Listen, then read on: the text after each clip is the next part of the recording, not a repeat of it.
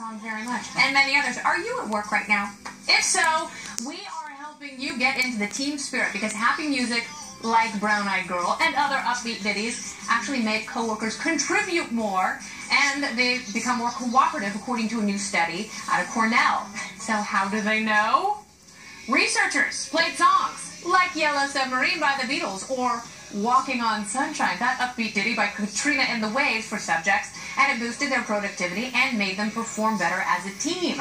Now, on the converse side, when heavy metal music was played, participants were likely to keep to themselves and do very untoward things, and there was backmasking, and it was very dark. So, Greg. Yes. Here in these United States of America, we love productivity. Are you surprised at this data that shows upbeat music, when listened to as a team, only increases productivity? It is absolute garbage. Music is effective based on a situation.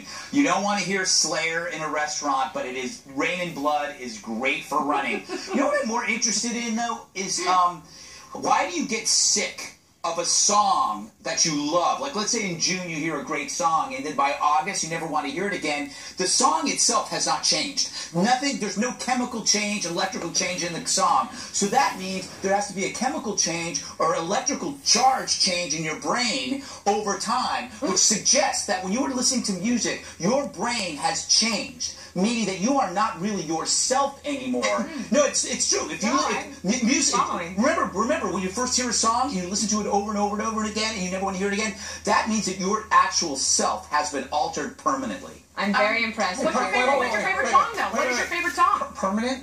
Yeah, permanently. So you are not the same person. Come back to liking a song later. You can enjoy it, Heart. but you can't. You cannot go back. But that only works with bad songs, like songs of the summer, like whatever the song of the summer I would is. say like Golden Years. David Bowie. Listened to it 30,000 times when I was 15. But what is your favorite song? Can you still listen to your favorite song? Honey Bucket by the Melvins. Yes. See? But I listened to Toys in the Attic 100,000 times. I got sick of it, and now I absolutely adore every single cut on that album. Yeah. Well, you know what? I can just tell you, I'm experimenting on this subject, because when you drive grandchildren along, so they know that song from Frozen.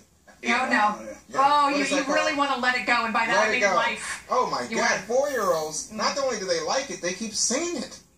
Let it go. Yeah. You got it. It is unreal, the hooks that song has created in people's brains. This study wouldn't work in my apartment, because Peter and I both work from home for the most part during the day, and we have very different music tastes. It's not a big place, and so it's just silent. Yeah. That's nice. And a dog barking.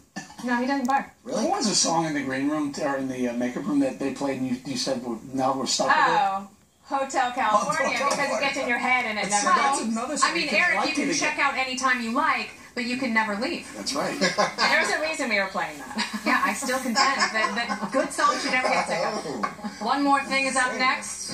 You are up always. Thank you. I don't know what that meant.